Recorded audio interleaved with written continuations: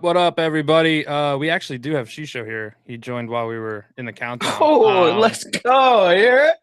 Let's go. But yeah, guys, welcome to the stream. Say what's up in the chat. A lot of yours coming through. We like to interact with you, say what's up to you guys while we are doing this. So make sure to say what's up in the chat. Ken says, what is going on here? We're just gonna yap, bro. We're just gonna sit here and fucking yap. And hopefully you guys find some kind of entertainment or alpha or information or something while we do that. If you like the intro song, dude, hit up Lop Studios, bro. He makes hey, we got Liqd launch in here with the Yur. That's what's up. Hell yeah. But Lop Studios, Lop makes all the music that we play here on our stream. He makes a lot of the music for other spaces on Say, a lot of video content on Say. If you hear B-roll or like background type of beats and music going on and content, chances are Lot made it. So if you're in need of that, hit him up. Trying to make sure I give that shout out at the beginning of the streams as much as possible. But happy fucking Tuesday, everybody. What's up, Cap? How was your day? You're happy Tuesday, motherfucker. Yeah, dude. Tuesday, ain't it? Really, yeah, Tuesday, ain't it? Fucking, it's good. It's really fucking cold. So I've just been like not going anywhere and just staying in my house, just fucking fuck the outside. Other than that, dude, working on some exciting things with the fuckers team. Feels like every day there's something I need to be productive on that I should be doing, which is good.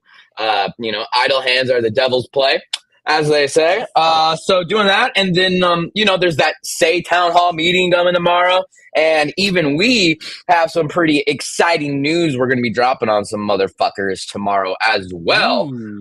So big things coming, dude. Big things coming, dude. Hell yeah, that's what's up, man. Yeah, dude, I feel that. Yesterday was like tired getting back into the swing of things, but today felt good, man. I was locked in, felt like I got a lot done, a lot accomplished, and it's just you feel so much better when you actually like fucking just work, bro. Like do shit, dude. Like get shit done, scheme, bro. Fucking I don't know, even just like doing like I was doing like tedious shit the past like day or so of like, oh, I gotta fucking organize all this into a goddamn table. I gotta fucking set up a way to track metrics on this or whatever. So but even that like tedious like busy work shit still I don't know, makes you feel good when you're fucking productive.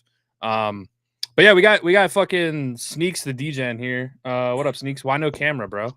Yeah, because I can't find it, bro. I did you were just on stream, like I mean on camera and a VC. Yeah, like 2 days ago, bro. That's what I'm saying. It's exactly what I'm saying. Did some house cleaning, on Sunday, and don't know where the fuck it is. Don't know where my charger is either. So double whammy. Don't worry, dude. I'm up looking for it. It's got to be in one of these drawers somewhere. It's probably where it's supposed to be because no, it's not, dude. Hold on. See, that's the thing. I triple checked. It's like a fat kid looking in the fridge. It's in the junk drawer, bro. Someone put it in the junk drawer. Yeah, I think so. I'll find it. But you're, just chilling, relaxing. I had a shovel all goddamn day, and it was cold. So when I hear Cap saying that he was cold today, and he lives in fucking Atlanta, Georgia, it kind of. What was the temperature, Cap, today? Can I not also be cold? Like, can you not be shoveling snow and me be cold No, in it's Atlanta? just Not be it's true, just dude. I wish Dude. I was in Atlanta with you because I personally wouldn't Dude, be it's been cold. 30 degrees today, bro. What are you talking about, dude? It's been fucking below Damn. freeze. Yeah, damn. Thank you, damn, dude. Yeah, that's pretty cold. That's pretty cold. I'm not Fuck gonna you, lie. dude. All right, that's cold, bro. It's 24 right now. Feels Okay. like 8 though with the wind chill. Yeah, come on, dude. This man's trying to act like he in Colorado, the only one experiencing winter right now. Oh, I And just assumed. My this is bad, dude. not I won't true, dude. assume again. I thought Atlanta, Georgia was a You know fucking what warm happens when you place, assume, bro. right, Sneaks? What happens when you I assume? found out. I found out. My You make an bad, ass out of you and me, dude. Out of you and me. my bad, Jesus brother. Christ. My bad. Well, thanks for joining us, Sneaks. I might have to kick you if you don't put your camera on. I'm Shisha gets a finding it, pass, dude. bro. Shisha gets a pass because he has a lot of valuable stuff to say that you don't need to see him. But You just need to Sneaks, hear him. I don't know, man. I Bullshit. feel like You're just eye candy, Sneaks. That's only why we brought you on stream, dude, was for the eye candy. And now Yeah, you're not even getting on camera. Fuck, dude. Trying to get the huss. I'm just kidding. All right, I'm just looking for you, bro. yeah. But yeah, welcome to the stream, Shisho. How's it going, man? How was your fucking Tuesday? Big fucking day for Liqd launch, bro. Congrats Yeah, on the token. Yeah, appreciate it. I'm actually sitting here outside. I'm gonna stay quiet because I was actually gonna say that I'm freezing, and if you're making fun of Captain for being cold in Georgia, then I'll be even worse for being cold in Florida. So It's probably like 45 it's degrees. 50. It's like like 55 degrees right now Okay, outside. Shisho can't say it. Cap at 30, he's okay, but Shisho at 50 degrees is crazy, bro. Yeah, and I just came from New York too, so I'm wearing all the fucking I'm wearing the parka that I took to New York. I'm overdressed. I'm overdressed for this type of temperature, but you know what? I don't give a fuck what anybody says. I'm fucking cold. I'd rather wear too many clothes and just be bundled up, looking like the Michelin Man, being like, "Fuck you, I'm comfy," you know. I'm Yeah. comfortable, I can tell you that. Yeah. I wonder yeah. how long, like, because dude, I hate Florida for the reason that it's hot as fuck and humid as fuck.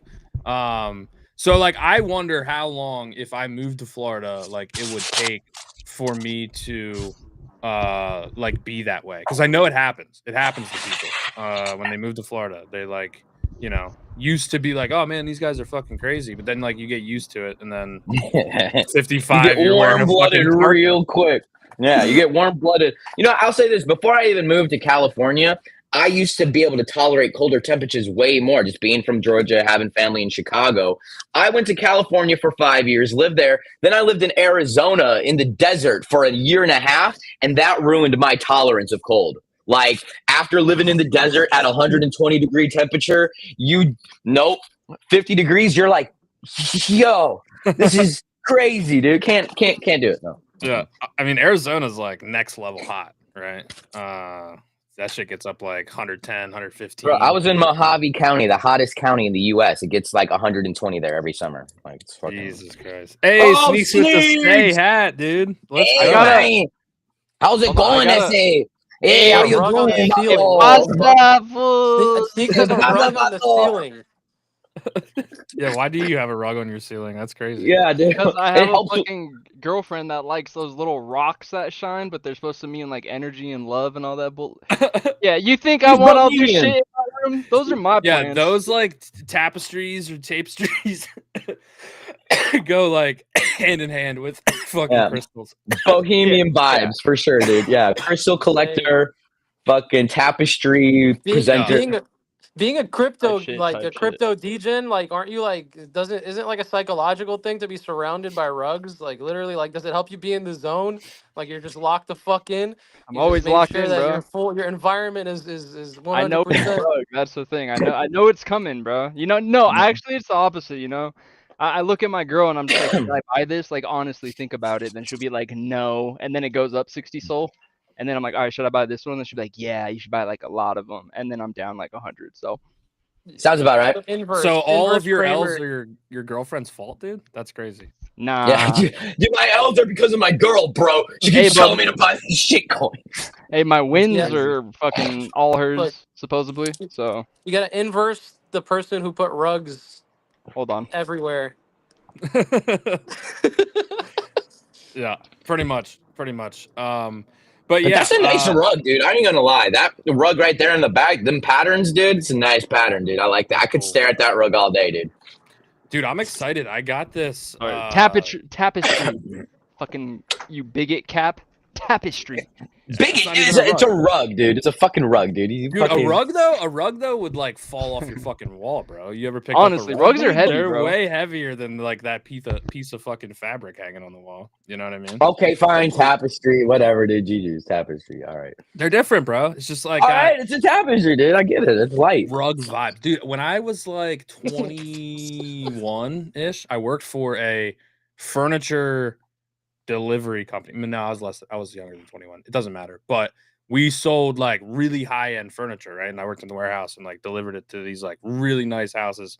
But dude, we sold rugs that were like real Oriental rugs that would sell for like $6,000-$7,000 for a fucking rug, which is insane to me, dude. Yeah. It's like you spend Overvalued. $6,000 on your entire couch, love seat, recliner, whatever fucking setup for your living room, and then the same amount for your fucking rug. I mean, if I just had disposable capital and I felt rich as fuck and I found some kind of like crazy purple green tapestry that had been spun up by silkworms in Japan, I'd be like, yo, buy it. It's fucking baller. I don't care if it costs more than my living room. You know, fucking. Yeah. I mean, if there does reach a point where it's like $6,000 for a rug, like if you have millions of dollars where you're like, fuck it, right? But I don't know. It just always blew my mind how fucking expensive these rugs are. There's a market out there for rugs. I don't know what it is, but people really love their rugs.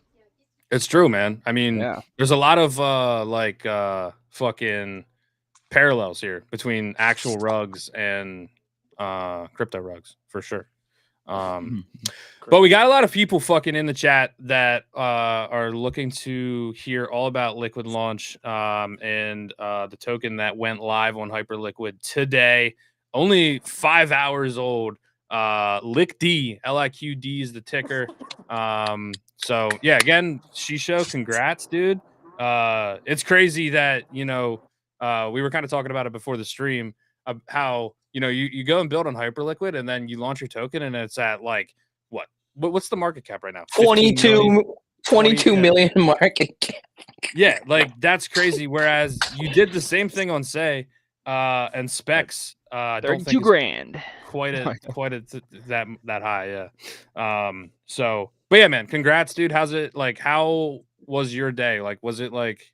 Did you have a lot to do? Like, did it feel intense? Did it feel busy? I feel like TGE days are usually intense. I mean, I know it's not the same because it was really just bonding, right? But I don't know. How was your day? No, everything was pretty chilling. I mean, it was scheduled since yesterday, I think. So wasn't really much. Just preparation was just sitting around and answering people's messages and supporting people on, just trying to figure out where their tokens are. Really, like people were having a lot of trouble figuring out where their coins went. But everybody kind of figured it out, I think.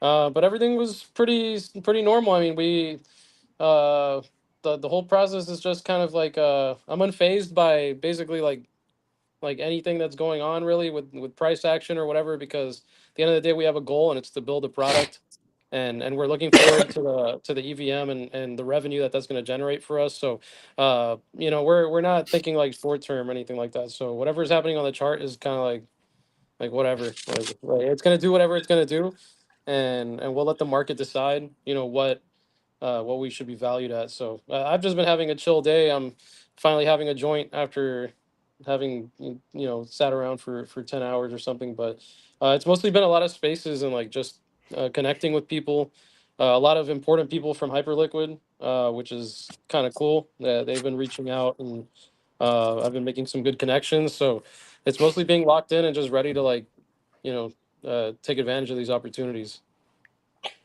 Hell yeah, dude. That's awesome, bro. I'm glad that like things are going well. And you say you're not worried about the chart. And obviously, you don't want to, give financial advice or anything, but and neither do I. Obviously this isn't, but that chart looks fucking good, right?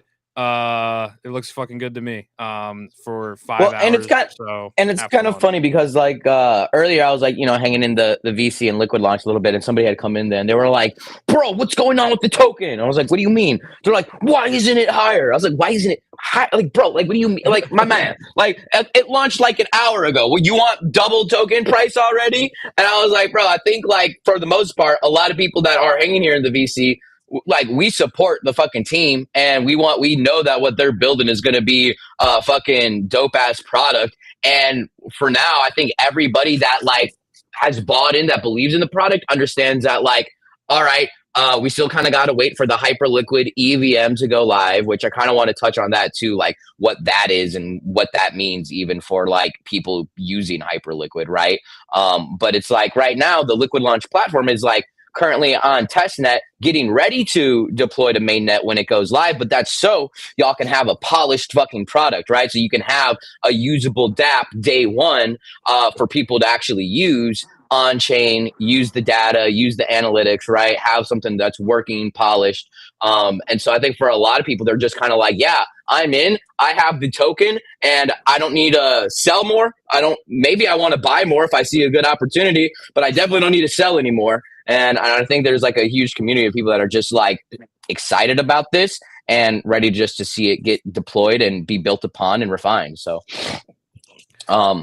yeah, well said, dude. I think that this has been like Shisho has put on what I would say is probably a class act of how to build a community, garner support, and launch a dApp that's going to be successful. You know what I mean? Like, I mean, I know it's on testnet. We're not even on mainnet now, but like, yeah, dude, well done. Hats off to you, Shisho, to be honest with you, bro. And the team, right? Because I know, like, obviously, nothing great gets built alone. So I know, you've got Josh and I believe Dakota working with you, BK on the team, Wiggs doing art, right? Like, I mean, I think that's even the cooler thing too, is that like Shisho probably is the lead crusader here, no doubt, but it's really cool to see him lead with a lot of people that we support, that we're friends, fans of, right? And I think that's also what part of makes this so successful, is that like it looks like a polished product with a solid fucking team,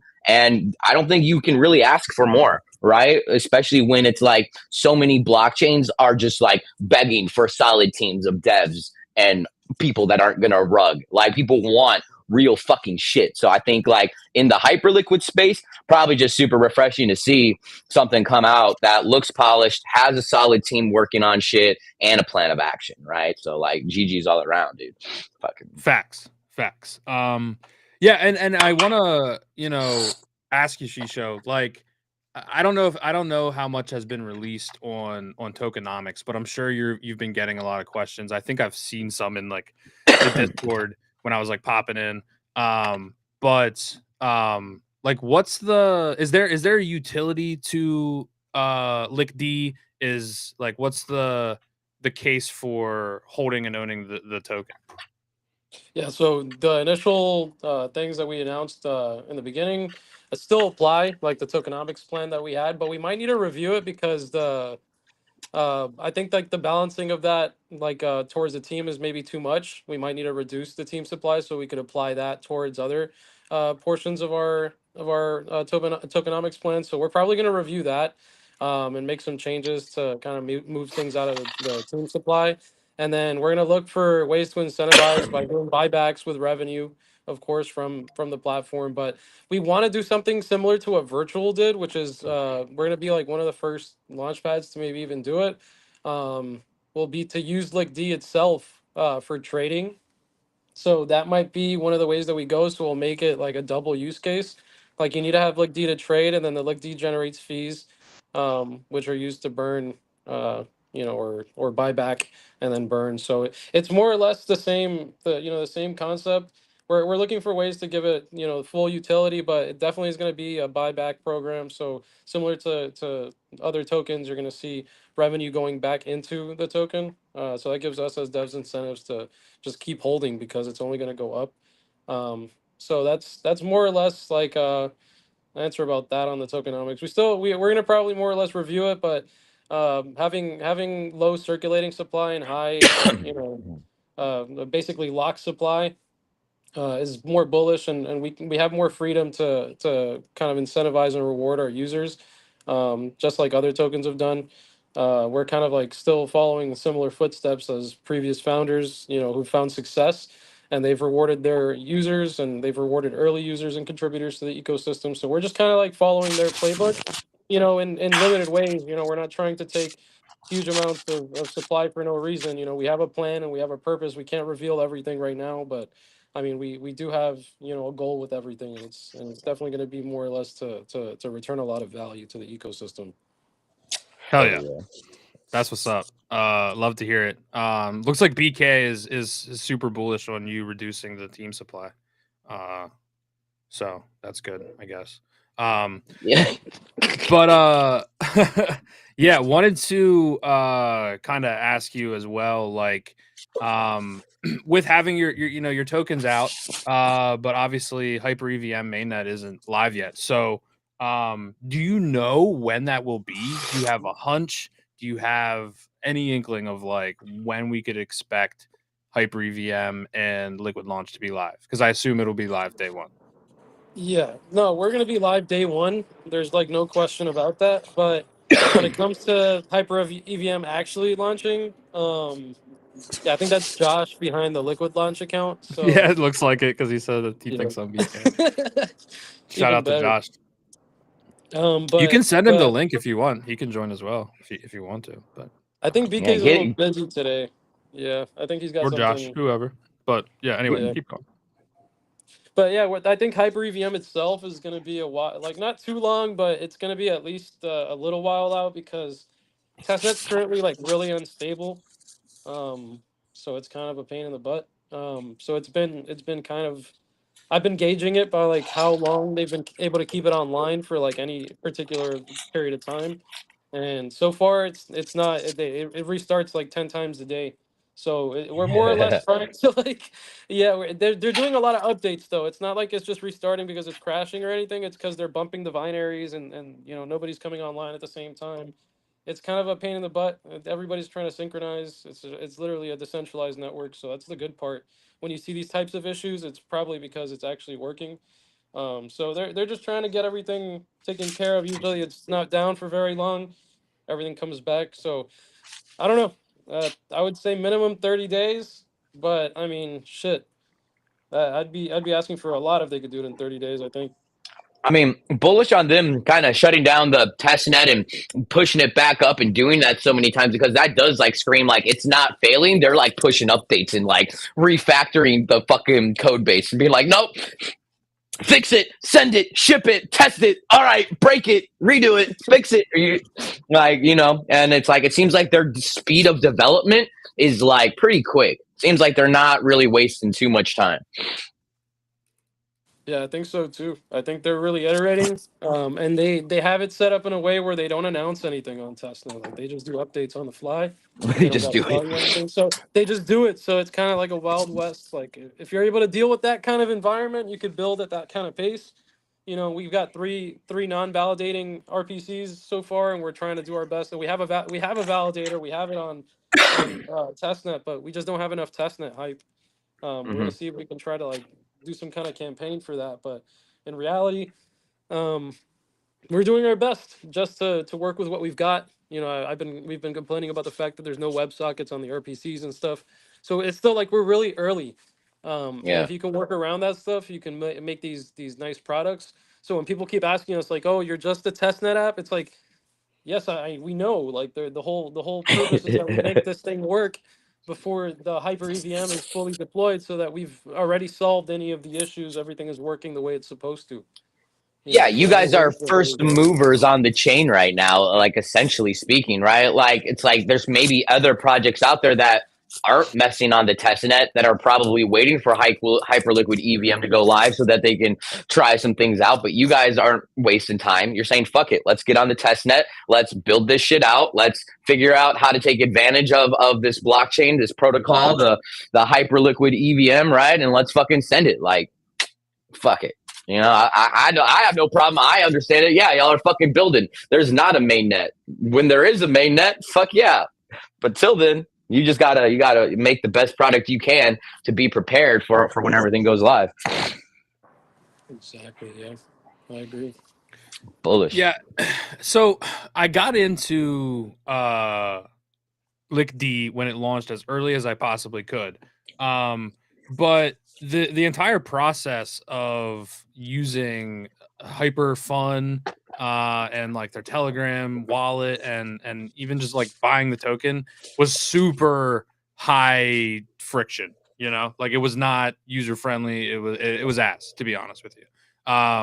Which is fine. Like I you know, like being on Stay, like you kind of see how early ecosystems are, and a lot of shit doesn't work right away, or is not like super, you know, fluid and easy.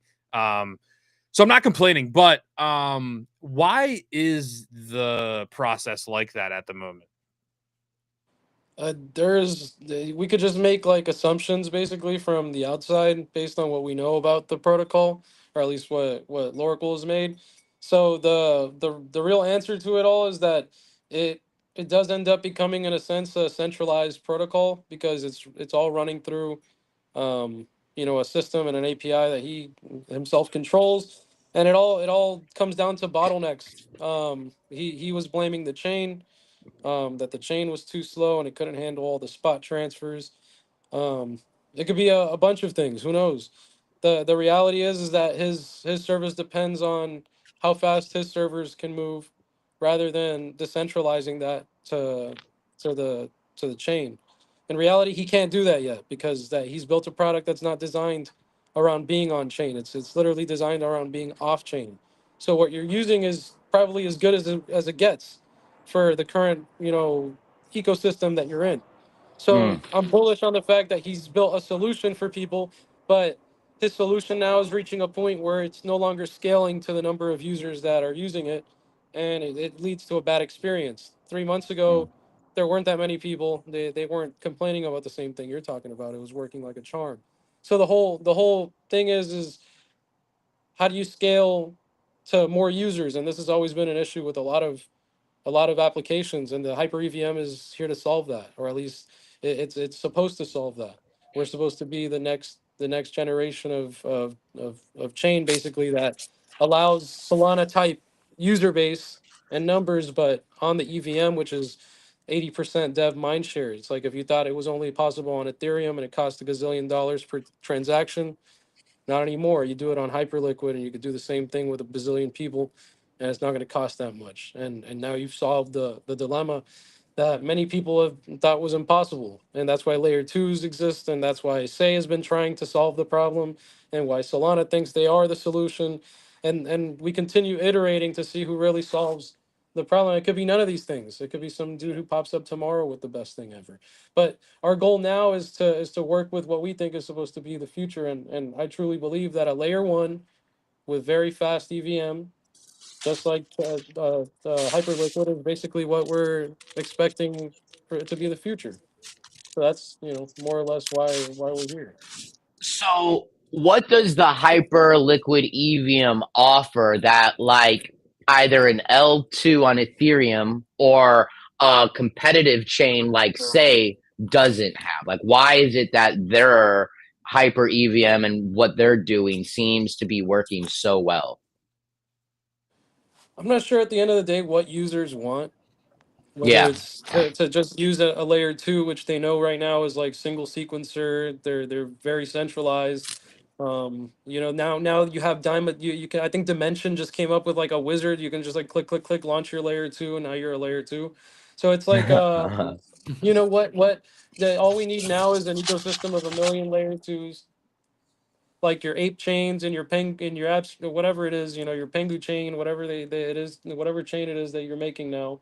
A layer two, which you're just using it to extract fees, and you're just kind of like borrowing the network that you're sitting on, which in this case is Ethereum, and you're like paying them at almost nothing to like just basically say that you're like a network. And that right there is like it's like an extractive ecosystem, and I don't know if people are willing to support that kind of stuff. Base is trying to separate itself from the rest of those, and it's trying to like establish itself as like the premier layer two of like everything, and that you don't need any other layer two. And it's kind of true at the end of the day. I mean, the layer twos are there's just so many of them. So and the layer one trade has always been like the number one. Like, how do you get layer two performance at the layer one has always been like the number one dilemma. Like Solana thought more or less that they could solve it, and right now in production they're doing pretty damn well. Mm-hmm. But at the end of the day, they have like 12-second finality, and they have huge issues with congestion on their chain, and it's really expensive, and it's ended up to be like a MEV disaster. Like it's just all very centralized, very extractive. So and regular users are fucked up the ass because they have no other way of like actually transacting on the chain. You got these people that have spent like months on the chain learning about stake weighted quality of service and learning about how to get the fastest fucking grpc on the face of the planet. They spent gazillions of dollars on this shit. Then you got exit liquidity coming, has zero chance. Their transaction can barely fucking go through. When it does, they got it obliterated. Yeah, I mean, That's even kind over of the the phenomenon holidays, there. I was getting notifications being like, "Oh, transaction times may vary and take a little longer due to congestion right now." Right? It's like as as as many transactions that go through Solana on a weekly basis, every 10 days, it's like a billion transactions. Even they are still approaching bottlenecks, setbacks, and are trying to figure out how the fuck do we actually still scale this successfully, right? Like it's Yeah. still issues, right? And so yeah, everybody's in the quest for like the most quickest blockchain with the biggest scalability and max efficiency with the lowest cost. And definitely the L2 seem like one of those things that's just like it's like a parasite proposition of like the what you're offering versus what's actually happening on chain and like where the money and liquidity is flowing to and from, right? It's weird.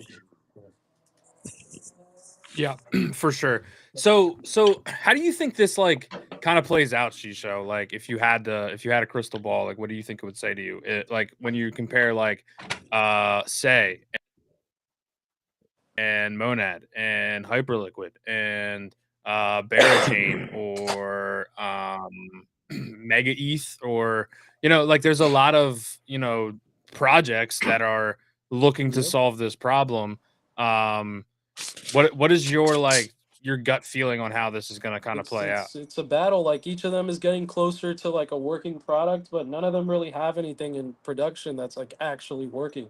Say is the only one that more or less has something, but it doesn't really work that well. It's not really EVM standard.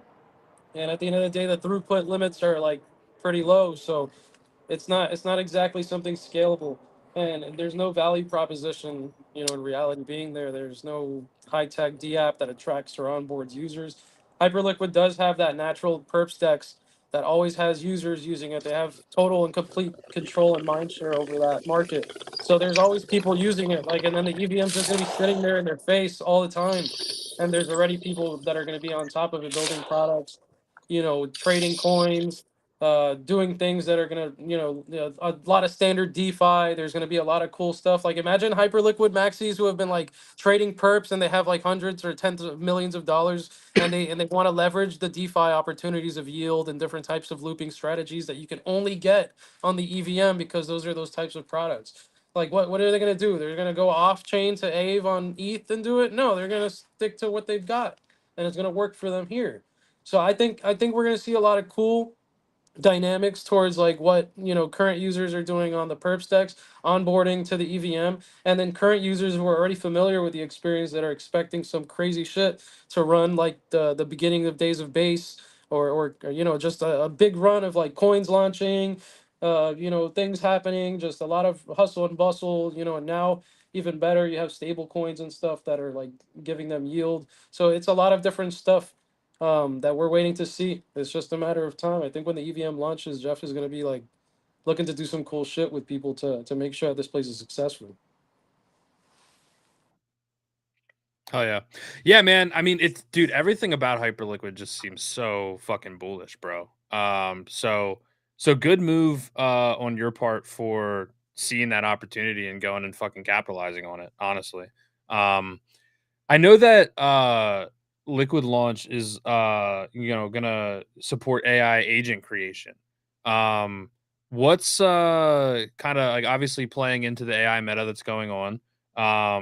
what is kind of like what is that actually going to look like, right? So is there a token connected automatically? Like what exactly are you providing with the AI kind of agent launch Yeah, it's pad? gonna be the same, almost the same experience as like imagine like Pump Fun or like I guess you would say even virtual, where it creates the agent with a token automatically and it's tradable instantly. And then if you want it to bond, it bonds, or if you want it to go to auction, it goes to auction.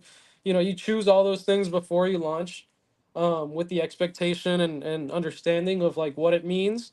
Like if you're gonna go to the spot market and you're gonna wait for an auction, that shit could take, it could take days. It could never happen. It could take 50 mil market cap. Who knows? You know, these are all the different things that could happen. And then there's the traditional style of deployment, which is by bonding to a DEX. And that's going to be more or less what I think people are going to default to, because liquidity stays within the token. It moves and the price action never stops. And it reaches a very trusted platform that's going to be like, and probably the number one on the chain. And there could even be a third option, which is up to them completely, which is to maybe for reduced fees on the trading or something, to just never leave our platform, which is they could trade forever on it forever. Like the curve would completely be maintained. That's the whole point. So that we have a lot of dynamic ideas for how agents themselves are going to be launched. The goal here is to be able to provide completely like just great liquidity mechanics that you can more or less trust, that are going to be completely decentralized and permissionless, that when you launch your token and it reaches the spot market, the deployment's going to happen automatically and it's going to link your token and there's going to be no issues, because that's going to be something new. That if you look in Hyperfund's own repos, I think they have some code that they wrote that shows some examples of linking an EVM token to an existing spot ticker. So there's going to be like so it's usable on the EVM. You know, our spot ticker is going to be linked to an EVM token as well, so we could use it on our platform. So it's going to be more or less the same idea. Like our process is going to work to simplify that and make it as fast and as decentralized as possible. So you could raise your funds, and yeah, maybe you could even choose what percentage you want to win the auction. You know, he had it defaulted to 65%, I think it was, of the TVL, kind of like I don't even know, two curves, and he more or less kind of tried to catch it in the middle, which is working, I guess. But I think giving people a little freedom on what price they're willing to pay for the ticker, I think even a little bit less would be good. I'm not really sure. It's just I'd like to give people a choice in that regard of where they'd like to try to snipe the auction at. But our focus is more on bonding to decks, or not bonding to decks, and we're still looking for the right decks. You know, we're not going to be bonding you guys to some random ass decks, because we don't know who the fuck they are. That gives them revenue forever, and they could, Jeff and Hyperliquid could go and support another decks and call it canonical and be like, this is the decks right now, and that's it. And that's the one everybody uses and has all the liquidity and all the TVL and all the volume, and you get left behind. So we want to make sure that your success is on the right decks. We've had the experience before on other chains, and we're gonna make sure that doesn't happen to you. Hell yeah. That's what's up. Yeah, why like how will that play out the same? Like why would there be people that want to launch a dex on Hyperliquid if you can just use the perp dex that is already there, right? Like is it just because uh it's not, or it's more decentralized, or like what's the, like why would it not just be Hyperliquid? Like Yeah, what's it's the more decentralized. Like the spot tickers are expensive. First of all, that's like that's a really big kind of stepping stone to getting into this thing, and it takes a lot of liquidity to do it. And you're lucky that the order book on the Hyperliquid decks does give you that advantage. So you don't need like a huge amount of full range liquidity. Like the order book can kind of take over um, for the most part. But it's really more or less one of the more complicated things that exists. So well, it is, for from a marketing perspective, like what we wanted was to do it because it's early enough. When it becomes unfeasible for people in the future, I think even immediately they're going to choose to just launch as a regular DEX. Like you're going to see the Uniswaps of, of Hyperliquid show up, and they're going to have a lot of coins trading, stable coins. They're going to have regular, probably the spot BTC and the spot ETH, and those are going to be what's listed probably more or less on the, on the Hyperliquid DEX. Think of the Hyperliquid DEX more like a, I don't know, like a bridge point for everything. Like when tokens launch on dexes here on the Hyper EVM, like on Uniswap, you're gonna see the same thing that's happening now with like AI16Z and Fartcoin and all these other things. They're being listed for perps on 5x by community request. So things are gonna launch on the Hyper EVM and traded on the DEX and on Uniswap for Hyper Liquid, whatever it's called, the Hyper Swap, whatever the heck those dexes are called, and then you're going to trade those and you're going to eventually go onto their Discord and make a community request and say like, hey, like we want you to list this for perps. And then they're going to list it for perps and you're going to trade it for perps. And eventually they're going to have support for trading that, that token for spot, just like a regular exchange would. So it's going to be like tantamount to like being like, dude, we just got listed on freaking Binance, bro. We just got listed on Hyperliquid. Like our token, we just launched it, we grew it, we traded it on Hyperswap, bro. We got on a bunch of stuff, we did all these partnerships, and 6 months later, bro, we got listed up for perps on Hyperliquid. We're like the first ones. How do you think that's gonna feel, dude? That's gonna be amazing for everybody because it's a big thing for anybody Yeah, else. that's gonna be Everybody huge. else thinks it's a big thing right now, so it's gonna be a big thing for us too. Hell yeah. Ruben dropping a question in the chat. If Specs was dropped on the EVM, which it wasn't, but would you be able to attach a pointer contract that connects to a pool on Hype? That's really complicated. It's just it's all on Cosmos. I mean, that's such a weird cross-chain bridge. I don't think so. I mean, we could try to just like open a pool here on this side. We could bridge some of the token or something. It's definitely something to consider. I mean, some people might just be like, just go drop like a big bomb on specs right now and just be like, all right, guys, fight for it and walk away. That's just kind of. I mean that could also And be an ready, option. set, go. No, Yeah, like the whole thing right now is that we're focused on Liquid Launch and we want Liquid Launch to succeed. We are Sapex, I guess. Still, we always will be, and we'll never abandon that project that's running right now. But our focus right now is Liquid Launch. well, and Expectation it's is just like I think you've built a successfully working product on Say, right? It's not like what you've built doesn't work. It's just that like the mind share, the volume, right? It's not happening right now over there, right? And if it was, it's not like you guys would be ignoring it. I don't think you would ignore it at all. I mean, even this past week, there was a coin jelly that got bonded on Sapex, and it's like y'all are up to date with things that are happening when they happen. It's just how often are things happening right now? Not often, right? And so it's just like, I have nothing but the respect for you guys and everybody involved because it's like, what? Just because you built something on one blockchain means you can't build something on another blockchain? What are you supposed to do as a dev? Like what's going on here, right? So I mean just Well, and that's people don't realize that that's how the fucking space works, bro. Like people build products and then go to chains and get paid to deploy their product on the chain. Like that, or they go to chains and build the product for free because they think it'll be profitable because the chain's bullish or whatever, right? So like there's so many of the products built on Say that we use were not built by people that, hey, this is the first time I'm building something on a blockchain. Like it's just not reality, right? So yeah, for the people that are like fudding or acting stupid about that, like that's just I have a brokey little mentality. I feel story. like. I mean, I don't know if anybody's ever read this book, but I really love it. It's called The Martian Chronicles. It's by Ray Bradbury, the guy who did like Fahrenheit 451, like a bunch of other popular books. This guy writes these chronicles about these Martians. Imagine the Earth gets all fucked up, and there's like a few people that have managed to like just like go to Mars. A few early people. They're like just like us. Imagine we're like early to crypto. They're early to Mars, and they go there and they establish a colony.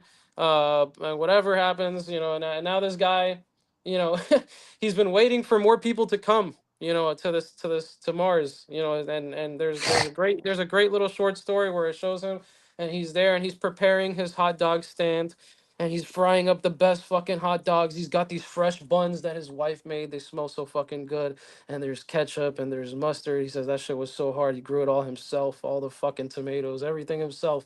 This is the best hot dog stand ever. He's waiting for all the people from Earth to come to Mars today. They've promised, everybody was promised that they would come today. And he stands outside with his fucking hot dog stand. He's standing up, staring at the Earth, waiting for. He says the spaceships. You're gonna have to be able to see them because it's just so many fucking people are gonna come, and he sits there waiting and waiting and waiting and waiting and waiting and waiting, and the fucking people never fucking come, and he stays waiting, and every day he comes out with his fucking hot dog stand, and all his shit's fucking stale, and nobody get it just doesn't taste good anymore. And when he finally sees the fucking spaceships, there's so fucking many of them that they block out the Earth. You can't even see how many fucking. And you know what happens right at the fucking last fucking second when he's so fucking happy that the people are gonna be there to eat their fucking hot dogs? The Earth fucking explodes and everybody dies. And he ends up not selling a damn fucking hot dog. And he sits there, God damn. He says all that shit was for nothing. So that's why we're here on Hyperliquid, because we don't want to watch the Earth fucking explode and us be sitting there with our fucking hot dog stand. We're much better than that.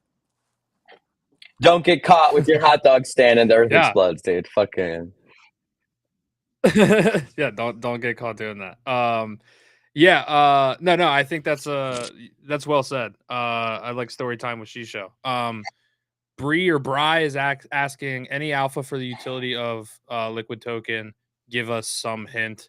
You know, Shisho did kind of speak on the tokenomics a little bit. Not much on utility, but with buyback type of program. So I don't know, Shisho.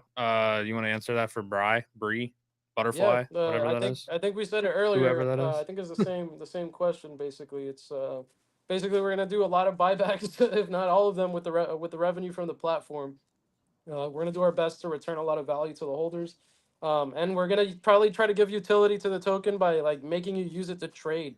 Like it's gonna be paired with the token so that when the whole thing goes to Dex, if it ever does, you know, it continues to trade similar to how virtuals kind of works. You need virtual to trade certain pairs.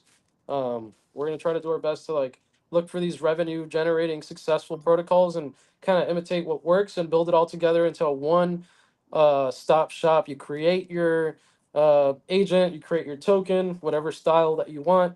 You can even work directly with us to get more of a custom, launch. In case your AI is something out of this world, and you just want people to be able to see that immediately in the best way possible. And we're gonna have something that works and it's tradable immediately. It's all on chain. Everything's decentralized, and the goal is to have total success from beginning to end. There's no slowdowns. Everything just works. Everything transparent. So that's more or less the goal with what we're building. Hell yeah. That's what's up. That's what's up. I wonder if people are looking for the answer of like, oh, if you want to do something with Liqd launch, you need the Liqd token to do it. But that would like go against the decentralized and fair launch, like the essence of all of that, right? So yeah, I don't know. But yeah, Heathen saying the utility of Liqd is that it works on FXN. Dude, we need to have the FXN dudes on here. That's true. It's a shout out to Heathen. I want to talk to Anthony. Yeah. I mean, I saw they did sneak something. Might as well bring that up real quick.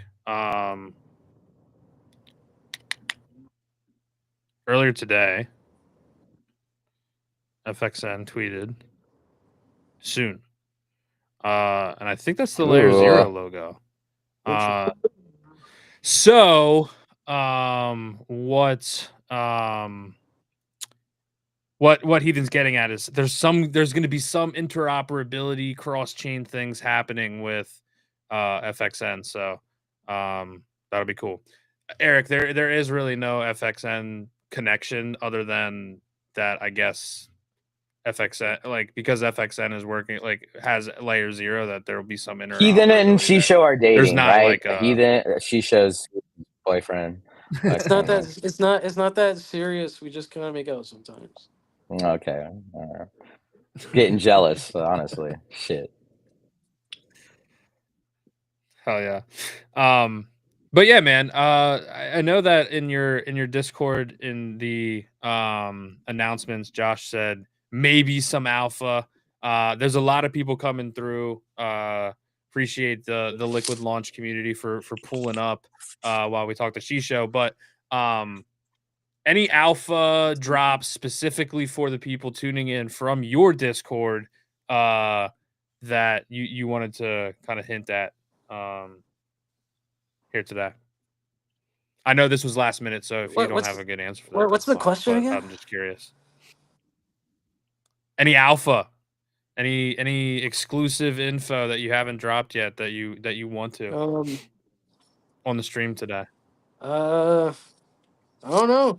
There's I've always liked the idea of like I saw something today that I liked a lot, which was like this intent based AI, like it's called Wayfinder, something like that. I think it was called Wayfinder. They're doing like you could like talk to it and stuff and like tell it to do stuff within crypto, and it just kind of like does a bunch of different stuff. There's an untapped market, I think, for like usable tooling. I think for like all these different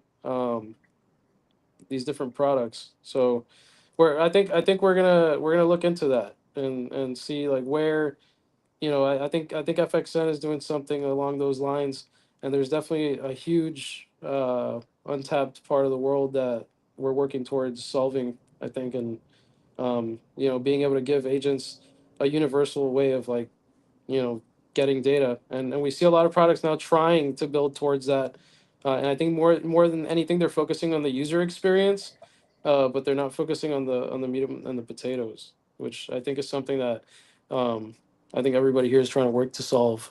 So there's a little alpha for you guys if you want alpha. You So think we're then, playing around, and we're not little kids here. if I'm thinking about this correctly, just based on the conversation, right? Liqd Launch will have native agents to the DApp, but also people will have an option to like customize or port their own AI agent into the launch, There's or work it's with you deep guys to it's customize it. deeper than that, and it works more at like what you see is the agent, and that's just like a I call it like a phantom. It doesn't really exist behind it. There's just a bunch of prompting and shit, and that's the most important part, like the sequencing and all that stuff. So it's more important to like have that set up in a way that you can make it like fucking work all the fucking time in across many different ways and create whatever type of fucking thing that you want. I don't want to go too deep into it, but there's like there's a cheat code at some point that you reach where like you can make these composable ass shits that just do whatever the fuck you want, and they have Yeah. everything they always ever need all the fucking Mm-hmm. time. You make whatever the Cool. damn thing you want. You just tell it, I want this thing to fucking do this and that and this and that and that, and it's gonna be able to do everything. You're not gonna have to pick and choose anything. It's gonna do it already. It's gonna be part of it. Yeah, no, facts. I mean, I'm bullish on the usage of AI, the tooling of AI, right? And then even more so the combination of it in crypto moving forward, right? A lot of exciting things, man. So yeah, here for the journey, bro. I'm fucking excited. That's Fuck yeah, dude. I agree. I think yeah, I don't know. The AI thing is interesting, right? Because it's like they were talking about it in chat, right? Like someone said AI meta, right? Which I would agree is AI meta for sure. But Heathen's response was that it's not a meta, it's forever. Like it's just gonna be around here. And like I think most of us are kind of in agreement that that's probably going to be reality, right? But I think when it comes to crypto, it's going to be interesting to see if like AI and crypto intersection really fucking sticks, because like a lot of what is being launched in AI crypto intersection right now is just like a bunch of bullshit, honestly. Like it's just a bunch of, it's like someone using Liqd launch low effort and just making a random chat bot, right? But they're really just there to rug, just like any other fucking token on Pump Fund or Liqd launch or wherever, right? But then you also have teams that are like actually fucking working to build infrastructure and find solutions to problems that are currently facing all of AI, not even just specifically crypto stuff, right? And so I don't know. It'll be interesting to see if that the crypto sticks. people are the ones that are finding the use cases right now, because regular people don't have the time to do what we do. We're like full-time degens, and we have the time to just like come up with the craziest shit, and people will find intersections for the things that they want to do. And I'll give you an example. Right now they're building this fucking AI agent that you can talk to, and it has all the actions and intents that it could trade on Solana, and it could like buy, would do whatever the fuck, it could do anything a regular person can do, more or less. And as time passes, I'm sure they'll add more intents to it, that it could perform different types of actions. Perfect. Now imagine this. Say you as a user want to like use this thing. All you got to do is like give it access to your wallet, basically. And you'll have like a little module that you could fucking click, a little plus sign, maybe you sign into this fucking thing. You'd be like, you don't even got to click on anything. You'd be like, hey, enable a blockchain module for Coinbase wallet or whatever, and then fund my transactions from there. It'll be like, okay, I need you to actually click something to sign in, because I can't do that shit for you. I'm a robot. And then you're gonna do that part, give it access, and then once you do that, you're gonna be able to tell it what to do, and that's it. Problem solved. You never have to click anything again. You can just open your phone and talk to it. Put that now into perspective from an outsider, from a retail user. He's gonna be like, dude, instead of that Coinbase shit, I can connect my bank account with whatever API they might start to offer now, since these AI products are going to become like a common thing. Maybe they start offering like RESTful APIs or something, where I could actually connect my bank account, maybe through Plaid or something, and be like, okay, now I can talk to this fucking thing, and I can tell it to transfer money to my friend.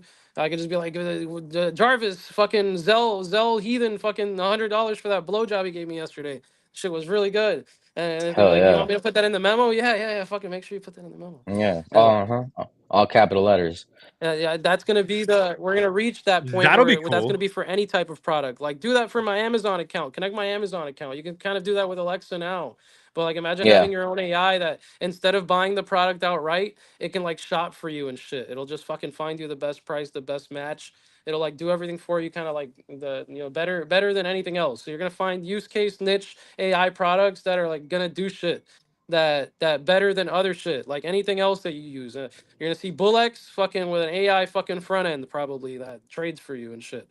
That's Yeah, gonna like be in no find me time all the whatsoever. coins with Just under wait for it. 100K market cap and liquidity over so many tokens, and you just prompt it, and it shows you all the things, and then it, you can be like, oh, can you analyze the past 24 hours of trading volume and organize the coins in order of highest to lowest That trading volume? All this right, is the shit tight. that AI is actually good at. It's not all this Twitter shit and all that stuff.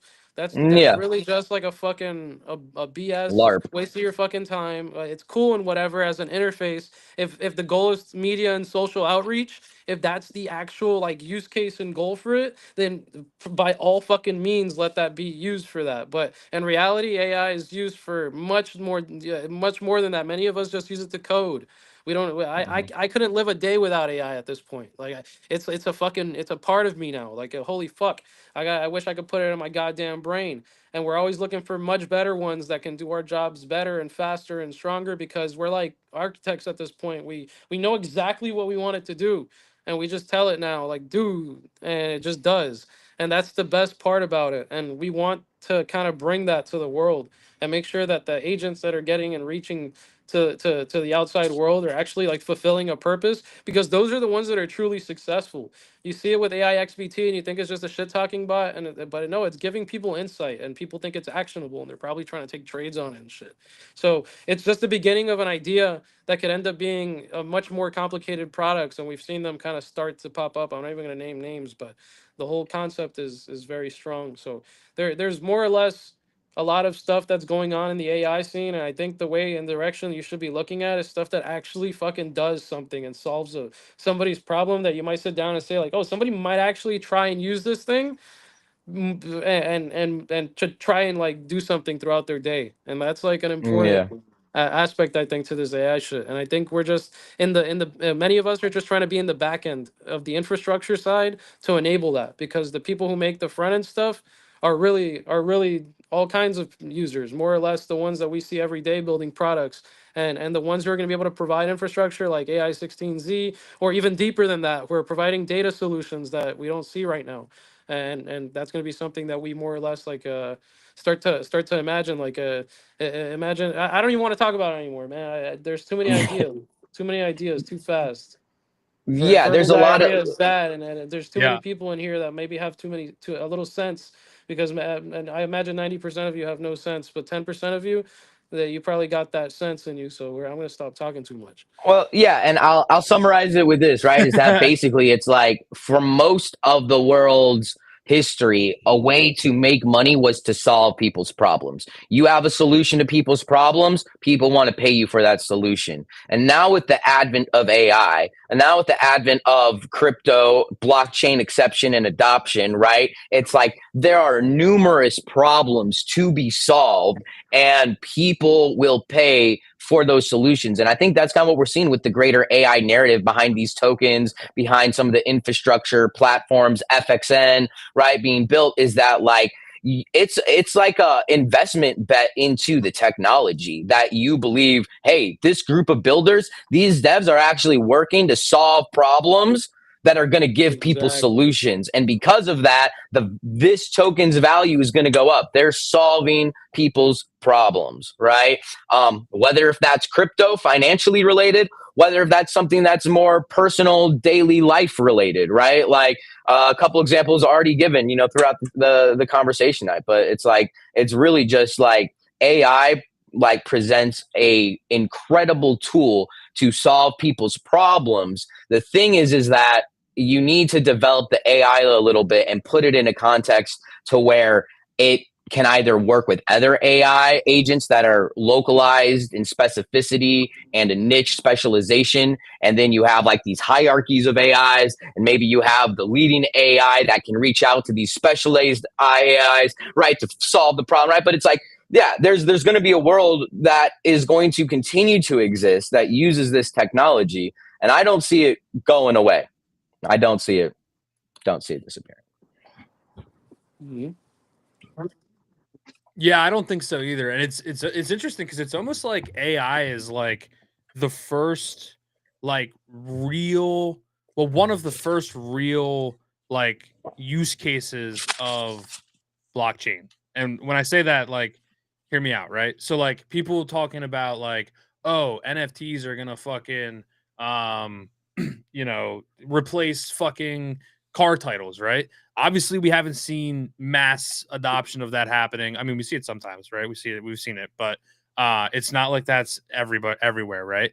But because of like what you're talking about, Shisho, and how fucking degen blockchain devs have all day to sit around and fucking experiment with code, and you need money to do this, and crypto like the way to get a lot of money fund your project. I don't know. It's just like a really interesting intersection that I feel like is almost like perfect storm for something crazy to really take off. Like AI could be the thing that brings crypto mainstream because the people that build the solutions to these problems like Cap is talking about are crypto native people. You know what I mean? Mm-hmm. I That think I that's think pretty bullish. Yeah, no, I think you're absolutely right, and I keep saying it again. It's just a matter of time before all these projects that we're building here on in crypto are going to go. Some of them are going to go mainstream, and they're going to be partnered up with people, and they're going to build really big things. So these are just like any other startup. They're just trying to take it like in a decentralized way. We're one of them. And our goal is just to raise capital and continue to build. And AI is a big part of what we want to, build out. And like I explained earlier, and I like FXN, because they're leaders in this stuff, and they've been trying to build infrastructure tooling and just kind of like support AI on the back end. We're trying to do something similar for our launchpad, which is to provide a wealth of opportunities and options for the AI models to kind of be able to get data from and to build really complex and really just unique shit that people can more or less kind of just, I don't know, put them together with nothing but words. I think the strongest part of AI is when you sit down in front of fucking Claude or Chat GPT and you're trying to do something and you say like, God damn it, it doesn't have access to like that data. Like if it only had access, I got to copy and paste all this stupid shit. And then imagine if you didn't have to do that. Mhm. It was all ready to go. The setups for that, and it can more or less, as long as the data was more or less readily accessible and public, and it could be found, and the AI would have it available to it. It's almost like giving it full access to the internet, but almost in different ways, and you can get very very granular with the intents that you want to let it have.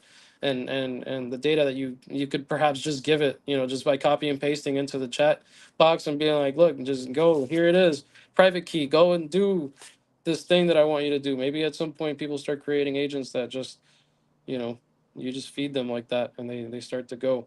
There's no autonomy, I think, right now in AI, and I think there's going to be a point where autonomy is something huge, giving them not just like a personality, but also giving them a decision making and a lifespan where they can recursively just loop forever doing actions, and all you do is sit back and kind of like, I don't know, like a fucking PlayStation.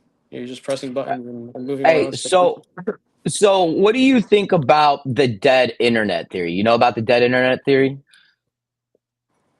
I'm gonna go take a piss because I know what No, you're talking explain it about. to me. So I'll Explain be it to right me. back. I don't want to lie. Base, Basically, that we are approaching critical mass on the internet at some point in the upcoming years where more interactions on the internet will be with bots and between bots than with humans or between humans. And that eventually the internet will become a place where the majority of the traffic is just bots engaging with bots. It's kind of already like that though, if you think about it. I mean, we use bots all the time to make things more efficient. Like we want to snipe tokens, we want to trade, like we want to do stuff. So it's more or less the same thing. Like just imagine now, like they have more autonomy and they're smarter and they have the ability to just do more things where you don't have to be. It's like almost how I compare it is like to code that changes itself, over time, that can learn. Mm-hmm.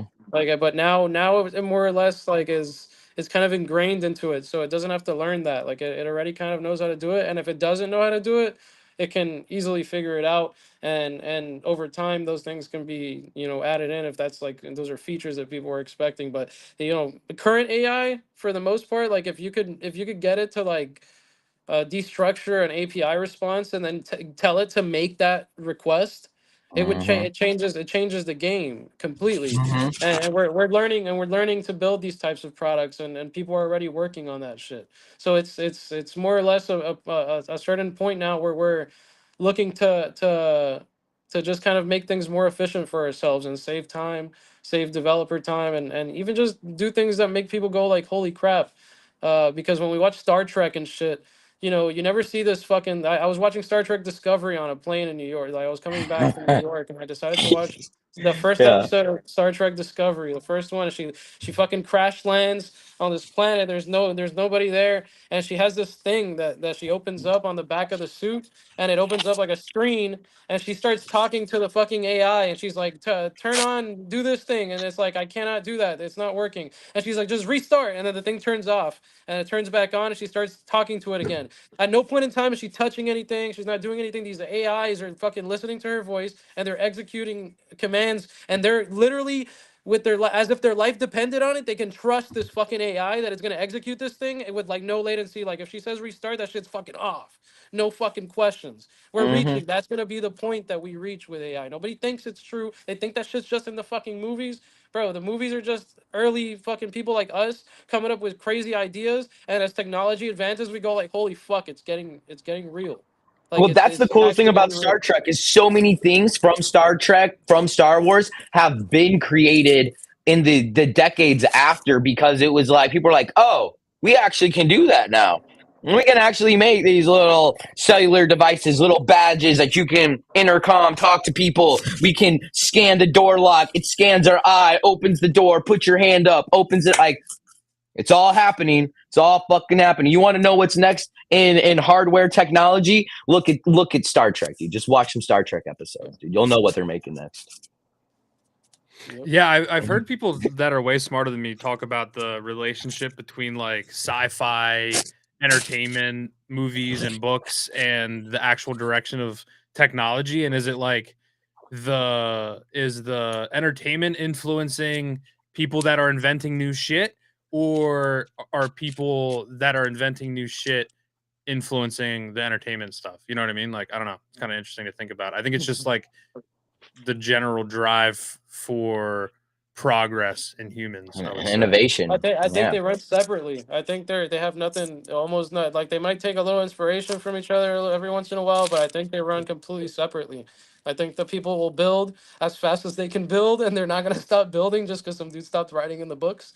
And the dude in the books are not gonna stop writing just because the people stop building. In fact, if the people stop building, they're gonna keep writing more. We've shown that creativity starts to pop up when things start to be at their lows. It's like every dark time has like a renaissance, and everybody comes back. There's a lot of art and just creativity. So it's more or less the same thing that we're going through now.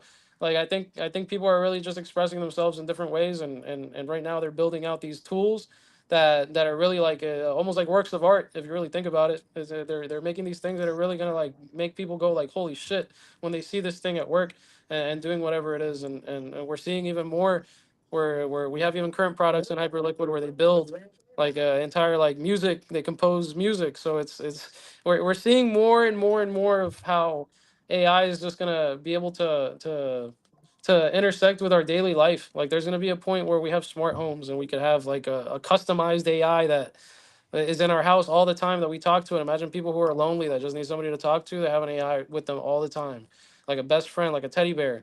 We're gonna change. We're gonna change a lot of people's lives. It's the craziest thing if we think about it here in the crypto universe. Is people think it's just a game, and it's just a bunch of rugs. Yeah, sometimes you gotta trust the people a lot sometimes, but a lot of people are trying to change the world more or less, and some people are just trying to get by. But I think the ones that are trying to change the world are actually going to do something, and people are going to remember who the fuck they are, and it's going to be something crazy. Oh yeah. Oh yeah, dude. Well said. For someone like me, or someone that isn't as deep in the current Hyperliquid ecosystem, and is looking to do so, it seems like the Liquid launch server is a good place to kind of do that. VC's always popping, kind of brought that say energy over to Hyperliquid. And I don't know, we were in there today during the token launch, and there was like 50 fucking people in there. It was like kind of insane. Obviously, like if you're interested in what Shisho and his team are building on Hyperliquid, definitely join the Liquid launch Discord server. But Shisho, is there any like good places that you could point to kind of like how S3 is and was for say of like a ecosystem hub like on Hyperliquid right now, that like you would be like, hey, you got to join this if you're like trying to get involved on Hyperliquid? Yeah, it's the hyper fun Telegram basically. I mean, right now that's the only one that I've really been able to find. But I'm sure there's other groups. Just I'm not too familiar with them. We're pretty new to the ecosystem, but like I said, there's people reaching out to us, which is kind of cool. So we're gonna try and find like a better place. Our Discord's pretty good. Just we're not too well connected yet, so I'm not sure there's gonna be like the craziest alpha from outside, except for whatever maybe partnerships or integrations we start to announce in the coming days. But it's more or less like just hyper fun. I think is the place to be to learn about new projects and kind of get sentiment about the current ones. There's a lot of people there active usually. Um, Today's a weird day. Everything's just kind of like really down.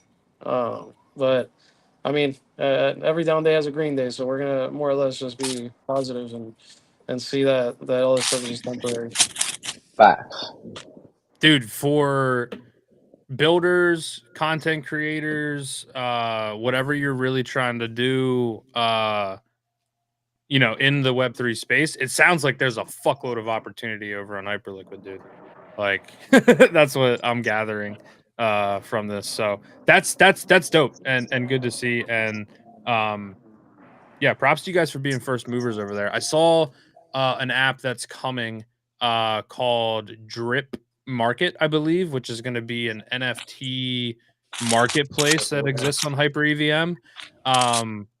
What do you think like the current Hyperliquid community even thinks about NFTs? Because I mean, most of the Hyperliquid community come from the perp decks, right? So these are traders, right? Not necessarily like NFT collectors, right? Yeah. Do they want an NFT? Are people wanting a PFP collection on Hyperliquid? Are they just like, fuck that, let's just trade tokens?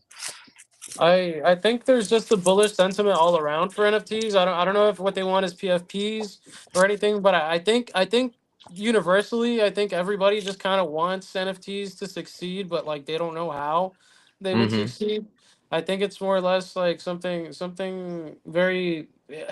I'd like to see good products pop up. I'd like to see launch pads. I'd like to see good projects launch, whether they're PFPs or like utility NFT, whatever it is. And I'd like the market to just choose, to price these things at whatever they want. But I think personally that they're going to be very successful. I think NFTs are going to have a lot of success on Hyperliquid, uniquely because of the sentiment that the community has, and just I guess you could say that Hyperliquid's community is almost fragmented from the rest of the crypto community. Like we're like in our own little like bubble or sphere. So like having an NFT there is going to be like really important. I think it's going to be like something of value, like a trophy. Like especially if you have the early ones, like people are buying the hype ones for like 50K. I heard there were early ones going from other projects for like 7,000. So there's like people who are like trying to get these early NFTs, and I guess they're looking to either show them off as PFPs or for some reason. So Well, that makes me bullish. it's like that community made money off that airdrop and they're continuing to make money on that platform. So then if an NFT project or two comes over there or mints over there and they're really hyped on it, they're gonna make sure it fucking sends. They're gonna trade the fuck out of it. They're gonna fucking not list it for cheating on pennies, right? I think that like fucking if they're gonna go over there or if a NFT collection like has success over there or mints over there, they are going to have success because the people have just made so much money in that eco. Why would they not support the NFT project that exists in their eco, right? Like, I don't, makes sense to me that like their community would be bullish on the sentiment of NFTs. Especially, I mean, I don't know how you feel about these NFTs on the curve, on a bonding curve, right? There's curve.whatthefuck. There's also jpeg.fun. Like, do you think with just the nature of Hyperliquid that maybe some kind of platform for like NFTs on a curve on Hyperliquid might do better than what it's done on like Solana with like curve.whatthefuck? Yeah, those are all unique mechanics that I think people are going to explore, because I think those are like the true answer to like the issues or whatever it is that has plagued NFTs for a long time, is like the liquidity mechanics and like how the funds just kind of like go directly to the dev or whatever, and they just kind of disappear as the mint funds. But there's really no value that retains when that happens. So Mm-hmm. I think when they solve that problem and look to like retain value within the NFT, within the mint, and then later into the trading life cycle of the NFT, if there's like some type of mechanism that provides liquidity for the NFT, then I think NFTs have a lot more chance for success. Marketplaces have started to like try to implement the bid system, where they like kind of buy the floor. That's kind of the beginnings of of the concepts of what we're talking about. So if that becomes something more, the only way to say it is more liquid, perhaps hyper liquid, it could be something crazy. Like it could actually work. Well, there was a project that had liquidity pool. Like there was liquidity pools of NFTs on ETH back like last cycle. Like I could swap my NFT for a token that was like an ERC20 but didn't have an LP, but then and then it had an LP to ETH, Mm-hmm. right? And so that was kind of like early, like it felt like early 404s. And that's kind of what I'm asking is like, so is 404 like 404s were like talked about a fuckload last year. I feel like there was like little like spurts of like 404, like, you know, slight little meta, and then like talks about it and stuff, but like nothing really like popped off. I don't think that like made 404s like have like a case for why they're so special. Do you think that that might be like a step in the right direction in terms of the liquidity issue for NFTs, or what's your thoughts around 404s? I don't know. They were kind of popular for a little while because they were like a new thing. But I don't know if it's like AI meta now. Like it's the new craze. 404s did have a short lifespan. I think the problem with 404s is that the token kind of always takes precedence over the NFT. Like the liquidity of the token is always like the most important part of the value of the NFT, or of the entire thing, if you would just want to call it the 404. So the NFT just kind of doesn't really have that effect, and it just kind of ends up being just a token. And then people don't really care about the NFT. And ascribing value to the NFT has been kind of like the most complicated part about the 404 system. So I think I'm bullish on mechanics that kind of try and discover liquidity for, and enable like price discovery for NFTs. But in reality, it's like it's gonna be something that we've never seen before, like a mix of different things, or we may never see it, and we just see like traditional NFT trading as we've always seen it. It's just maybe it's a problem that can never be solved. You know, like a chicken or a dog chasing its own tail. Like it'll never catch it, but it's damn fun to try. Yeah. I mean, I really like traditional NFTs as they are for the most part, right? As long as you've got your contract with on-chain royalties, right? As like enforcements there on that side of things. If you're uploading your data or images to Arweave or actually on-chain, probably better than just doing plain old IPFS, right? Like, I don't know, man. There's something like just very just simple about NFTs as they are in the traditional mindset from 2021 ERC 721s that just I think are solid, right? And I think there's a lot of things that can be built around the NFT in ERC 721 that so many NFT projects just don't utilize. There's so much infrastructure around the technology of an NFT that can be utilized in fun, creative, interactive, engaging ways, but so many projects just aren't doing that. So I don't care to see any new type of NFT 404 when 90% of the projects, NFT projects out there, aren't even doing token gated content. They're not even doing like exclusive access to other things, right? Like, I don't know, man. It's like the bar is so low for NFT projects, in my opinion, in terms of creating unique, thoughtful experiences for their users, driving back fun, engaging things. Like, it's just like, man, I see layups every day in this space. And it's really crazy how many projects just don't utilize the technology that's already available with a standard NFT, right? Like, Yeah, that's a good point. You know, I think there's a like and Cap, you kind of put me onto this, right? But like the FWOG dynamic between their token and their NFT is really interesting to me. Like that is like almost like the best execution I've seen of this. When it comes to like NFTs and tokens kind of working together, right? Like the token came first, you build a community, and then you have the NFTs be what all NFTs are like trying to be, right? That like collectible, high value, rare item, right? That, you know, it just like works really well with FWOG. Well, and everyone in the community that has FWOG is hyped about the art. The art is limited with inside of the community, so everyone that's in the community is hyped about it.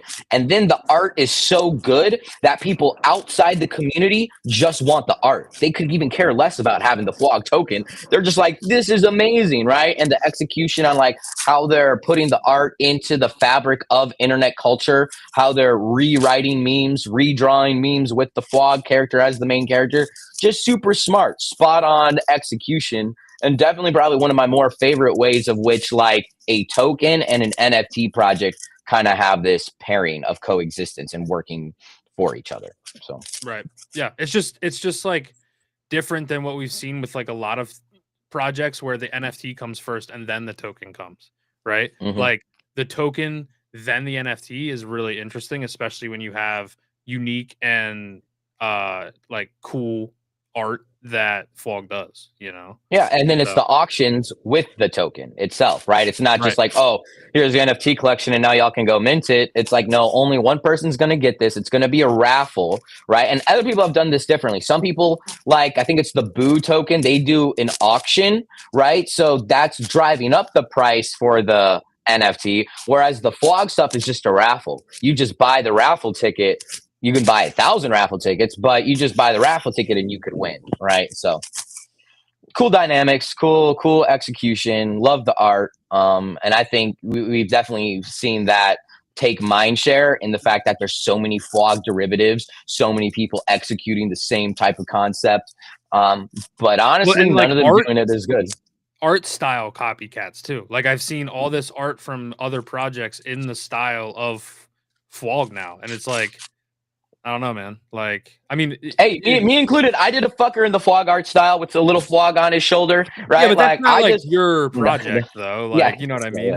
Yeah. Well, because it's tight. It's like and that just shows you the power of like good art and narrative, right? Like if you got good art and narrative, you can influence the entire crypto scene into like trying to replicate what you've done, right? And I think we saw that in 2021 with like Doodles. The Doodles art came out, and then you saw huge spin-offs of so many NFT art collections that looked reminiscent of the Doodles, very similar gradient, floaty heads, whatever the fuck. Like I could almost even argue that Invisible Friends takes inspiration from Doodles palette, right? It's just like so Doodles without faces, basically. Yeah. So it's just like, I don't know, man. It's like there comes along projects in this space that like they just execute so well, and the art and the project resonate with people on such a fundamental level that it just like it ripples, and you see it echoed, you see imitations, you see whatever the fuck, right? And it's really tight to see how it plays out and informs or influences everybody else in the space. Well, I mean, and we've even seen it like with fuckers, right? Like there was this one, like it was after like Midas's like customs like started really popping off. Like everybody was switching to a Midas custom fucker, right? Like Saiyans did it. We did it for Beef. I'm missing a million other fucking projects that did it, but a lot of projects did it. And it was pretty cool. Like that's like a, you know, kind of a minor yeah, similar shit where people are just taking the IP, the brand, and they're pushing it because it resonates with them, right? It's like the IP, they like it, it's fun, right? And that's even, I think, the bigger part is just like having fucking fun, man. That's what all like making money and having fun. If you're not making money, you're probably not having fun. And if you're not having fun, you're probably not making money, dude. So fucking yeah, dude. I've said that for a while. Like those two things are the things that people want in crypto. And honestly, like I do agree that like if you're making money, chances are you're having fun, and if you're having fun, chances are it's because of making money, right? But I do think that people are cool with having fun and not making money if they're having enough fun. Yeah, right. Facts. Like Facts. how much is it? How much of that has been what has kept most of us around on Say, right? I was just about to say that. I was like, bro, think about all the fun we've had on Say over the past year and how little money people have made, right? Like, that's crazy, dude. That's fucking Yeah. I mean, that's why when Shisho and Sapex team go and build Liqd launch, the Say community is like, oh, let's go fucking check out what's going on over here because I fuck with these people and all my friends are also fucking with these people and doing this. So like, I want to go hang out with them. You know what I mean? Like, so yeah. Say Chan says fun and breaking even is cool. Yeah, for sure. And I think like, I will say that like, it's not like everybody on Say lost money, right? Like that's just like not true at all. No, that's like, a joke. People forget that Say was at 25 cents only over the summer at one point, right? There was like a 27, 28 cent. It got below 30 cents, right? And people forget that a year ago, right? Like the token might have been at like 62 cents, but 3 months prior to that, it was at 9 cents, bro. So like, I don't know. Like it's not true that everybody lost money. And also like a lot of the people that are here building or creating content specifically have gotten large grants from the foundation and made money through the creator fund, et cetera, et cetera. So like, I don't know. Like I don't like I understand that like there isn't a shitload of liquidity flying around, say, and so on-chain come-ups are like not as common. They definitely exist, but they're just not as common, right? Or they're slower cooks. Like I don't know. I don't think that that's like a huge or that's definitely true, but like I don't know. I feel like a lot of people fucking made a lot of money from Say. Like, you know? Bro, I know for a fact I help people make money on Say and did not make money myself at very specific points intentionally, right? Like, I don't know, man. Fucking it's a blockchain. It's decentralized. Yes, you have friends. Yes, it's small, but also there was plenty of opportunities where you could make money, sell some shit, and not even have to dump on your fucking friends, dude. It's not even like that was what you had to do in order to make money, right? Plenty of opportunities, different ways to get in, from NFTs to DeFi to trading, airdrops. Like, bro, Sneaks came in to fucking Say probably a week before they took the snapshot of the last airdrop. He bought like 2 NFTs, staked some Say, and made like 6,000 Say, right? Like, Bro, I don't know, it's not all like, oh, you go over there and there's nothing to do but just dump on each other and it's only PvP. It's like, no, man, there's awesome people around here that want to support cool people, cool builders, cool artists. Midas coming over, minting out Onyx, right? Having a successful mint out on the fucking collection. Moods minting out, having a successful mint out on Moods, right? It's like, if you're over here and you're a genuine person, I think that's how you succeed. I think everybody, for the most part, that's either gotten upset or annoyed with how things are going is because it's either they're not trying to be super genuine in this space, they're not giving in the reciprocal way that a lot of other people in this community like to give and reciprocate, right? And they want to just demand, support without any, like, I don't know. No one owes you shit, dude. No one fucking owes you shit. Build something that people, get excited about and have fun. And if they don't like it, then do something else. Build something else. And you just keep building, keep iterating, and you focus on what you want to do. Because if you try to focus on what everybody else is doing, you're just a lose-lose situation. Yeah, you're spending all that time focused on what other people are doing when you could be doing shit yourself. Really, right? Is what it comes down to. I think you're right. I think that's a lot of what like the energy that we got like yesterday. Today it seemed like everybody was calmed down, right? Like everybody was like chill and like, they got a lot out yesterday, right? That's what it felt like. Yeah. I'm interested to see how this town hall is going to go tomorrow. It's in like 12 hours. So 10 a.m. Eastern time tomorrow. Say town hall in the Say Discord. Definitely like I would definitely go, bro. Like if you're like, oh, I don't want to fucking go because I'm mad at Say, like I don't know, dude. Like, you go listen to what they have to fucking tell us for an hour and see if something like you can't miss the Say town hall and in the same breath FUD the foundation. You know what I mean? Like, in my opinion, like it's tough to do that because it's like, okay, like you just spent all Monday fudding them, right? So go listen to what they have to fucking say on Wednesday, right? Like Philip might shave his head, dude. Yeah, like I don't know. That's kind of where I'm at with it, right? So I'm looking forward to it. I don't know. It seems like last town hall they had, I think, was when they announced rounds 3 and 4. Am I wrong on that? When everybody got the hats? Yeah. Whatever. Right? Yeah. That was the last Say town hall. I'm pretty sure that they fucking had. And so is that a reason that they're holding a Say town hall? Do we hear information about Creator Fund round 5? Do we hear information about an airdrop? Do we hear who fucking knows? But usually when they do that, they have cool stuff to tell us. They're gonna announce an airdrop tomorrow, and everyone's gonna be like, "I love Say Network. Been here since the." You just rugged so hard, but yeah, it's interesting how like something like the sentiment just shifts back and forth like that. So I don't know. VC unlocks it. VC unlocks incoming. Yeah, I don't know. Yeah, I mean they're gonna be like everybody watching the chart. Watch, dump and live dumping of VC. Yeah, that'd be funny, dude. You know how like the pump fun, like there's been pump fun rugs on stream and shit. It would be hilarious if a VC like did that. You know what I mean? Yeah, they were like okay, everybody look at the Sage chart, boardroom, fucking together. Suits. Yeah, would be pretty fucking hilarious. The Cook. Just made 20 bandos, bro. Yeah, another thing that's been like kind of happening on Say and was something that they talked about in the last town hall, I'm pretty sure, was community driven BD, right? I think that's a dumb phrase from the foundation to say, because it's like you should be doing the BD, but hey,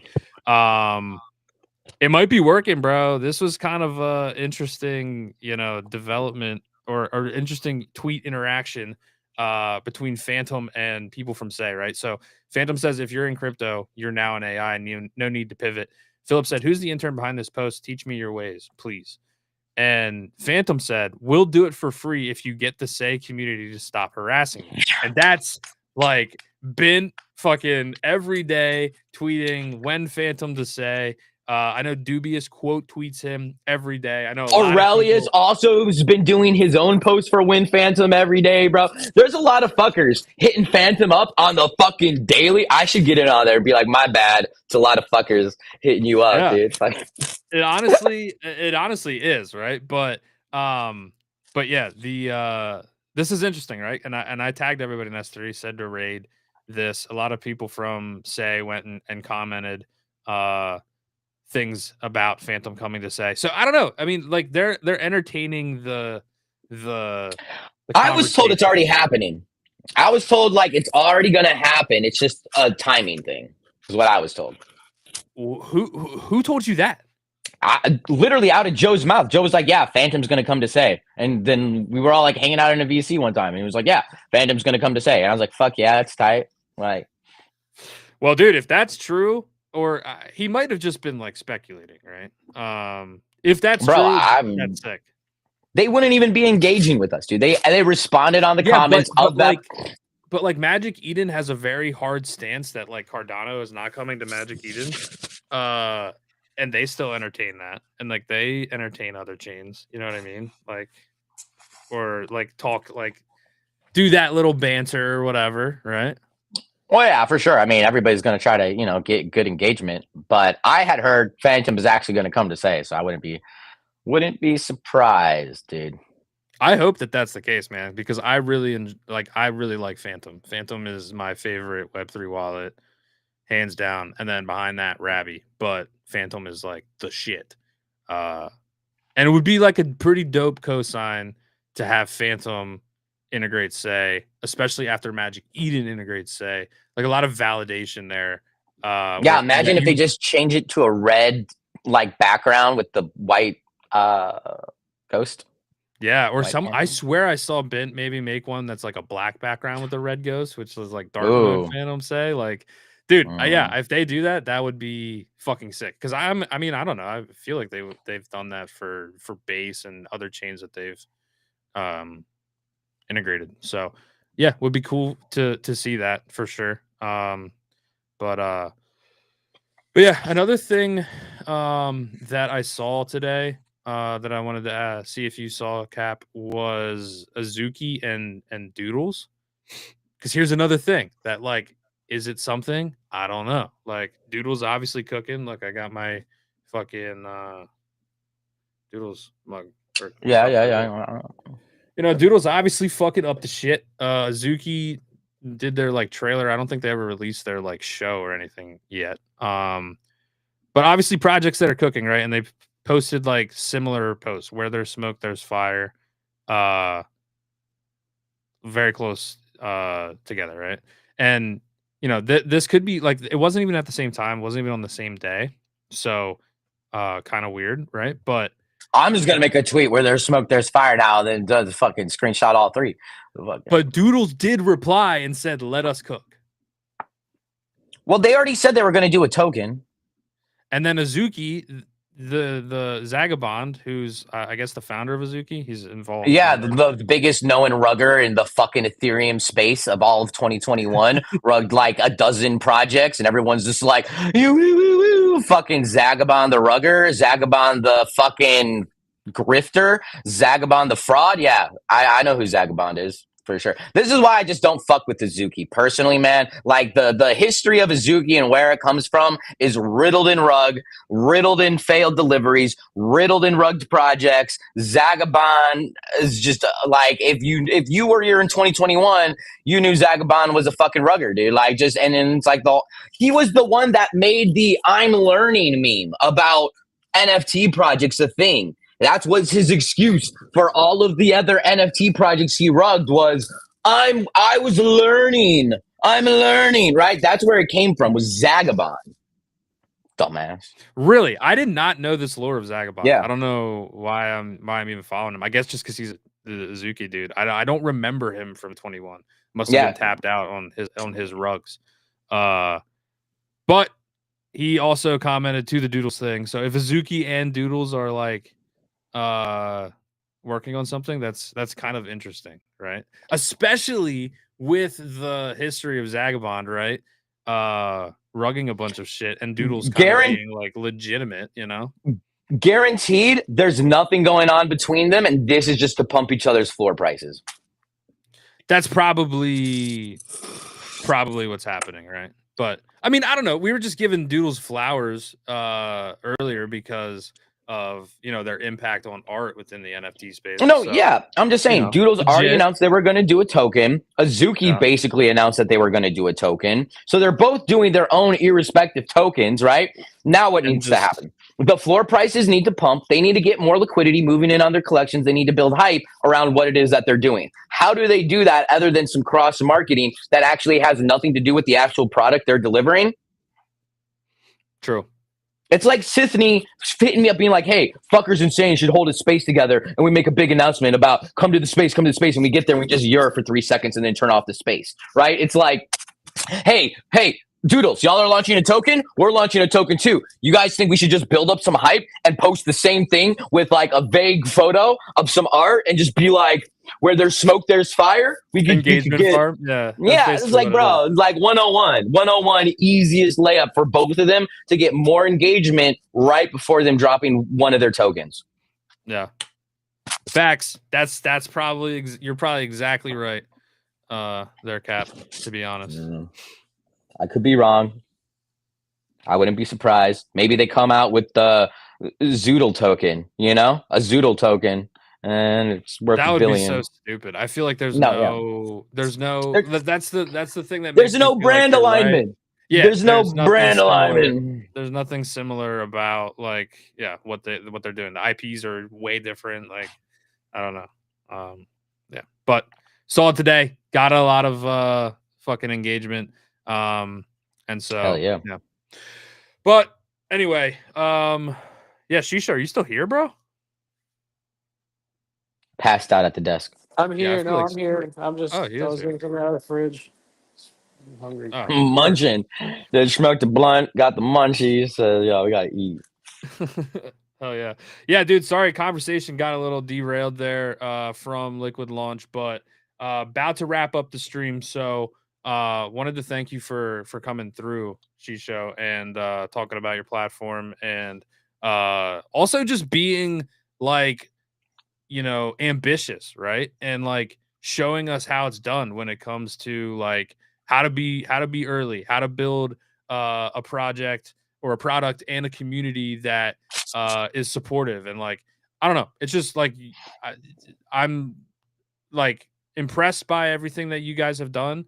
And feel like you deserve some flowers there. So but I'm just happy I'm your friend, dude. Yeah, I'm just happy to know you, dude. I'm fucking like people ask me like, Shisho? I'm like, yeah. Fuck yeah, I do. I know Shisho. Fuck yeah, dude. We played spades in Miami, bro. Smoked mad blunts with this guy, dude. Fuck yeah. This is my guy, dude. Yeah, So we just we're glad that we could kind of fulfill our purpose and more or less, just achieve success together with you all because we're all working together, I guess, to try and get to the, try to become somebody here in Hyperliquid's ecosystem since we're more or less just newcomers and we'd like to kind of do our best to reach out and show everybody the strength of our community and how we can benefit everybody in the best way possible. I think. yeah. W Liquid launch. W Fuck Liquid yeah, launch, dude. dude. Yeah, and congrats again, dude. Stoked to see everything go well with Liqd, bro. But yeah, we're gonna wrap up. Thanks everybody for coming through to the stream. We'll probably be in a VC somewhere after this, so come hang out. Probably S3 or fuckers or maybe even Liquid launch. Who fucking knows? But we'll be around, so come hang out. And yeah, dude, no stream tomorrow because what we're gonna do is we want to maintain fucking say less, vibe more space because that space is fun. One of the more fun spaces I feel like, usually not too serious, hanging out, smoking. And that is gonna happen on Wednesdays at 9 p.m. Eastern time. So we're not gonna stream during that time, but come hang out at the space, and then we'll be back Thursday and Friday. Kind of like how we used to do daily S3X. So, yeah, that's what's up. And yeah, we'll see you guys around. Thanks for coming through.